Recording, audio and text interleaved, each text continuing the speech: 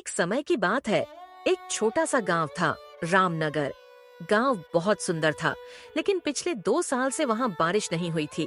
तालाब सूख चुके थे, नदियां रेत बन चुकी थीं। लोगों के खेत बंजर पड़े थे और रोजी रोटी का संकट बढ़ता जा रहा था। इसी गांव में रघु नाम का एक गरीब लेकिन ईमानदार मजदूर रहता था। वह अपनी बूढ़ी माँ के साथ एक टूटी फूटी झोपड़ी में रहता था। हर सुबह वह काम की तलाश में निकलता, कभी किसी के खेत में, कभी कुएं पर, तो कभी किसी के घर पर ईंट पत्थर ढोने का काम करता। एक दिन उसकी माँ बोली, बेटा रघु, अब हमारे घर में अन्न का एक दाना भी नहीं बचा। लगता है भगवान अब हमारी परीक्षा ले रहा है। रघु बोला, माँ, हिम्मत मत हारो। मैं कोई ना कोई काम ढूंढ ही लूंगा। पर पूरे गांव में काम नहीं था। आखिरकार रघु ने निर्णय लिया कि वह गांव छोड़कर किसी दूसरे गांव में जाकर मेहनत करेगा। वह अपनी माँ से बोला, माँ, मैं कुछ दिनों के लिए सोहनपुर गांव जा रहा हूँ। वहां सुना है काम मिलता है। जब तक पैसे नहीं जुटा लूं तब तक लौट कर नहीं आऊंगा। माँ की आंखों में आंसू आ गए, पर उसने बेटे के सिर पर हाथ रखकर कहा, जा बेटा, भगवान तेरे साथ है। रघु कई दिनों तक पैदल चला और आखिरकार पहुंचा सोहनपुर गांव।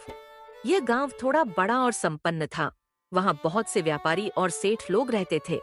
रघु पूरे दिन काम की तलाश में भटकता रहा।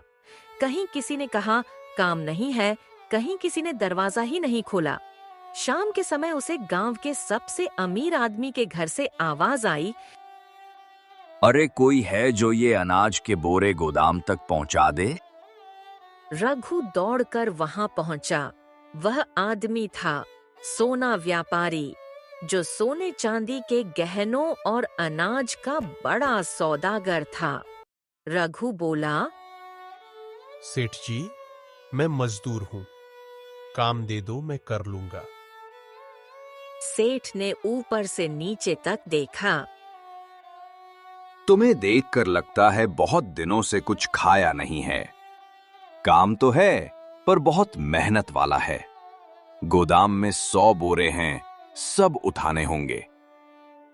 रघु बोला, सेठ जी, मैं थक सकता हूँ लेकिन हारूंगा नहीं। सेठ मुस्कुराया, ठीक है, तुम्हें महीने के 300 रुपए और 2 वक्त का खाना मिलेगा। रघु ने काम शुरू किया।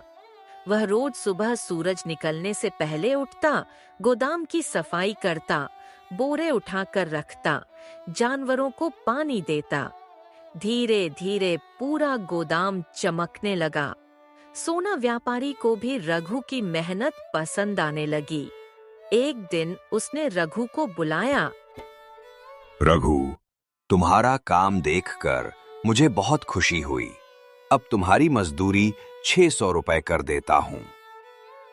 रघु बोला, सेठ जी, आपका आशीर्वाद है। मैं बस यही चाहता हूँ कि मेरी माँ भूखी ना सोए। उस दिन रघु की आंखों में चमक थी। वह पहली बार खुश था। रघु ने कई साल तक उसी ईमानदारी से काम किया। कभी झूठ नहीं बोला, कभी किसी की चीज नहीं छुई। धीरे धीरे उसने 8,000 रुपये बचा लिए। वह पैसे उसकी जिंदगी की सबसे बड़ी पूंजी थी। अब उसने ठान लिया था कि वह अपने गांव लौटेगा, अपनी माँ के लिए एक पक्का घर बनाएगा। पर गांव में हालात ठीक नहीं थे। रोज चोरी डकैती की घटनाएं होती रहतीं। कई मजदूरों के पैसे रात में लुट गए थे। रघु डर गया। अगर मेरे पैसे चोरी हो गए तो सब खत्म हो जाएगा। वह सेठ के पास गया। सेठ जी, मैंने मेहनत से कुछ रुपए जमा किए हैं।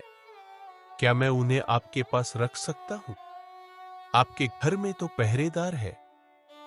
सेठ मुस्कुराया, अरे रघु, तुम तो मेरे भरोसेमंद आदमी हो।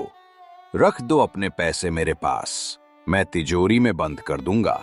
रघु ने अपनी छोटी थैली से 8,000 रुपए निकाले और कहा, सेठ जी, ये मेरी पूरी जिंदगी की कमाई है। सेठ बोला, निश्चिंत रहो, तुम्हारे पैसे बिल्कुल सुरक्षित हैं। 2 साल बीत गए। रघु ने अब थोड़ी जमीन खरीदने की सोची। वह खुशी खुशी सेठ के पास पहुंचा। सेठ जी, अब मैं अपने पैसे वापस लेना चाहता हूँ। सेठ ने भौहें चढ़ाईं। कौन से पैसे? अरे सेठ जी, मैंने 2 साल पहले 8,000 रुपए रखे थे आपके पास। सेठ बोला, मेरे खिलाफ कोई सबूत है क्या तुम्हारे पास? नहीं सेठ जी, मैंने भरोसे में वो पैसे आपको दिए थे। सेठ हंसने लगा।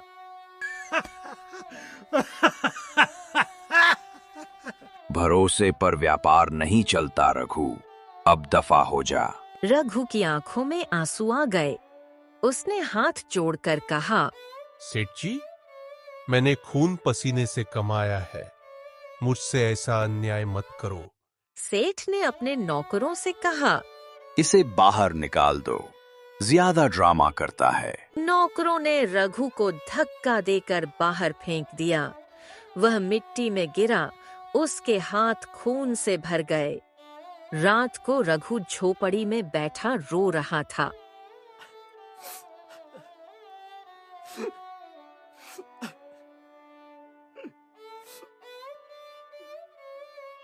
भगवान, मेहनत करने वाला हमेशा हार क्यों जाता है? तभी उसके पुराने मालिक राम प्रसाद व्यापारी वहां पहुंचे, जो पहले गांव में रघु को काम देते थे। उन्होंने सारी बात सुनी और बोले, रघु, चिंता मत कर, जो लालच से कमाता है उसे लालच से ही हराया जा सकता है। मेरे पास एक योजना है। रघु बोला, जो भी कहिए सेठ जी, मैं तैयार हूँ। अगले दिन सुबह राम प्रसाद व्यापारी एक बड़ा सूटकेस लेकर सोना व्यापारी के घर पहुंचे। सेठ जी, सुना है आप बहुत ईमानदार हैं। मैं कुछ महीनों के लिए बाहर व्यापार के काम से जा रहा हूँ। मेरे पास 50,000 रुपए हैं। क्या आप मेरे पैसे अपने पास रख सकते हैं?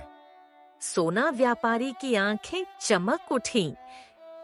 वाह सेठ जी, ये तो बहुत बड़ी रकम है। बिल्कुल रख दीजिए, मेरे पास बहुत सुरक्षित जगह है। राम प्रसाद ने कहा, ठीक है, कल सुबह मैं पैसे लेकर आऊंगा। अगले दिन जब सोना व्यापारी घर पर बैठा योजना बना रहा था, तभी दरवाजे पर रघु आया। सेठ जी, मैं अपने पैसे लेने आया हूँ। सेठ के चेहरे पर झूठी मुस्कान आई। अरे रघु, तू ही तो मेरा सबसे ईमानदार मजदूर है। तेरे पैसे तो मेरे पास रखे हैं, बस देता हूँ। सेठ ने अलमारी खोली, कुछ पुराने नोट निकाले और रघु को 8,000 रुपए दे दिए। ले रघु, माफ कर देना, उस दिन पहचान नहीं पाया था।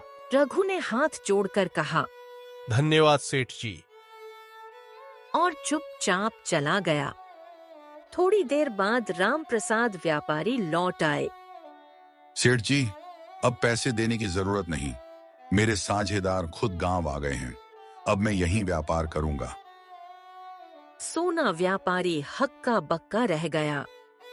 क्या मतलब आप पैसे नहीं रखवाएंगे? जी नहीं, आपकी ईमानदारी देखकर मैं निश्चिंत हो गया हूँ।